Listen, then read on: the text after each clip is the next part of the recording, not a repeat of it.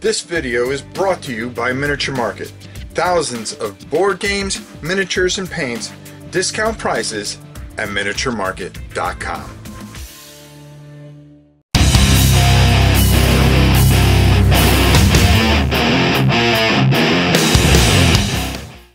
Hi everybody. Today's kind of a special top 10 list. This is the top 10 games that made me a gamer, or brought me back into gaming. You could look at them each way, but each game here has a story behind it. So without further ado, why don't we just head right into it. At number 10 is a game that as a kid, the American series that they did from Milton Bradley, I remember going over a friend's house and him having this game and us playing this. And the name of the game is Skirmish, and I still have it to this day. I think it's right up there. I would bring it down, but it would take too much. Skirmish from Milton Bradley. American Revolution, British versus the Americans, and just a fantastic little game, a nice little war game, and we would play it over and over again. And of course the other guy would cheat and make up his own rules. But if that would drive you from gaming, I don't know what else would. But just a fun all-in-all game. At number 9 is Warhammer Quest. Now, I know you're wondering why this is so down on the list, but I really enjoyed this game. I played it later in the 90s when it came out, and really loved this game. And I remember the experience of being able to play this without somebody else, which was kind of nice. Painting it, getting it together, doing all the aspects of the hobby. This really sat well with me, and I really enjoyed this. At number 8, after years of playing video games and getting away from the hobby a little bit, I found that these next two games dragged me back in, and dragged me back in very hard.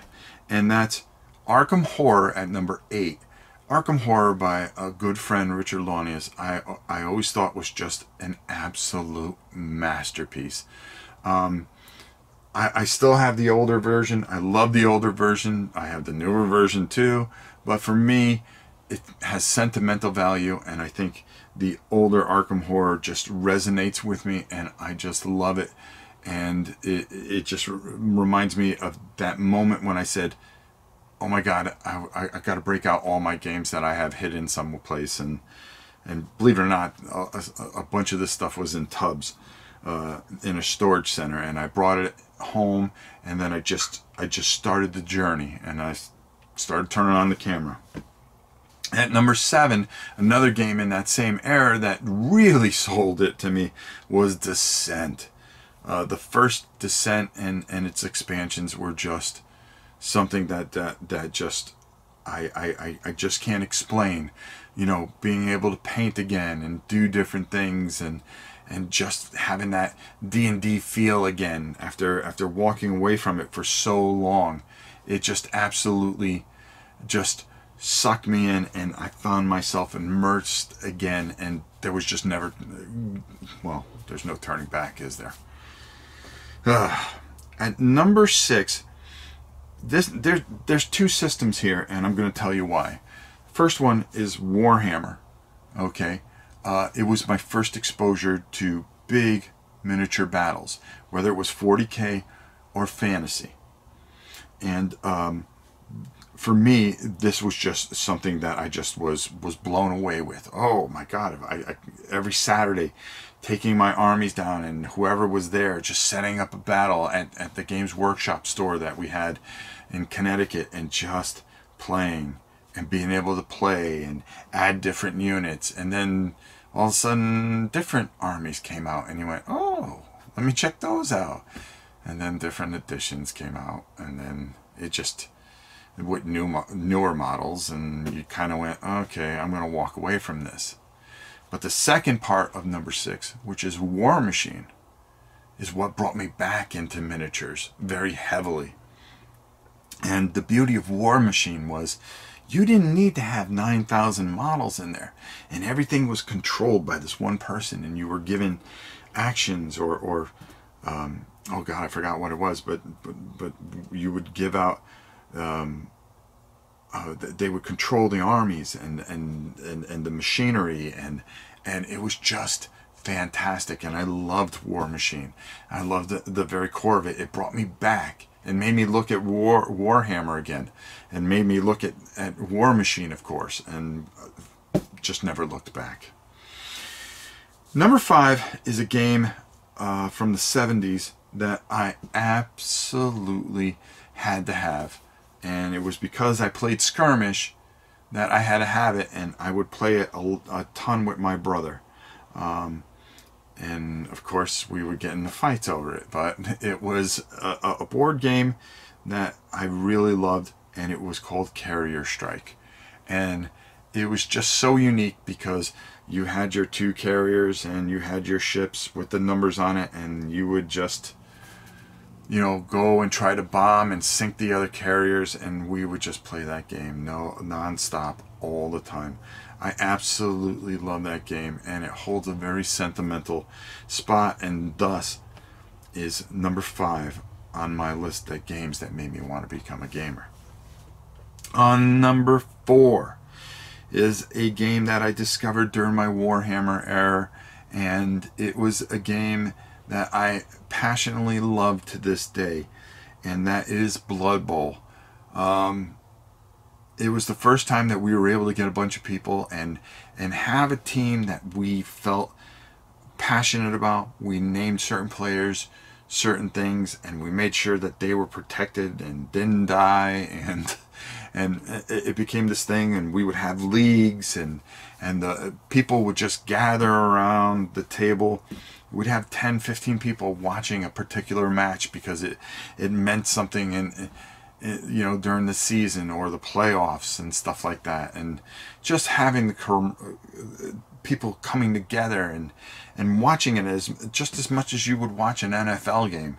Blood Bowl holds a special spot, and it was one of those games that after you played, you replayed the battle in your head, whether you won or lost, or you know, wanted to just improve your team and just figure out ways that you could do that, and just a magical experience, and that's Blood Bowl. And number 3 was one of the first war games I ever played, and I remember buying this up in Laconia, New Hampshire. I was a young man up at I was at camp, and Panzer Blitz for me was just an unbelievable experience, learning more about World War II, and playing these wonderful games, and just having these epic strategic battles. And I fell in love with it, and I've never looked back, for sure. Wargaming is a big part of my life, as well as all games, to be honest with you, but one of the foundations will always be wargaming. At number 2 is a game that I just it scratched a lot of itches for me, and that is Space Hulk. The original Space Hulk was a masterpiece, and Deathwing and Gene Stealer, which I still have to this day, just wonderful experiences playing it out. I mean, I remember just taking rainy Saturday afternoons or snowy Saturday afternoons, and just playing this game non-stop with a friend or my brothers. Just fantastic. It scratched every itch. I always had the modeling bug, so you got to put it together and paint it. Game playing, role playing, all these things all came together and made Space Hulk number 2 on this list, and a game that I will always hold near and dear to my heart. But the very first experience I ever had in gaming was not so much a board game, but just a role-playing game in general. And I remember going up to a camp as a young boy and discovering Dungeons and Dragons and not knowing a thing about it. Now, being a guy that was always the athletic type, when somebody said, hey, you got to check this out. And so I built my character and I called him Thundar the Barbarian. I know. And when I got going and realized I can do different things and just listen to this beautiful story from a module be told, and I couldn't wait to just the next night get back from all our activities so we would all sit around on our bunks and play Dungeons and Dragons. And I got sucked in, and at that moment I never looked back. Role-playing, dungeon crawls have been a huge part of my life ever since, and always will be. And it's because of this wonderful game, and I will never forget it. And that's why Dungeons and Dragons will always be at number one as far as games that made me a gamer, or built the foundation for me to be a gamer. All these games are older games and wonderful games. If you don't know anything about them, I suggest you take a look and check them out. They have had a wonderful and personal influence on myself, and maybe they'll do the same for you if you're somebody new to the hobby, or somebody that's been around that didn't see some of these. I think you'll find that they can be very life-changing. Until next time, it's your old pal Rob. We'll see you soon.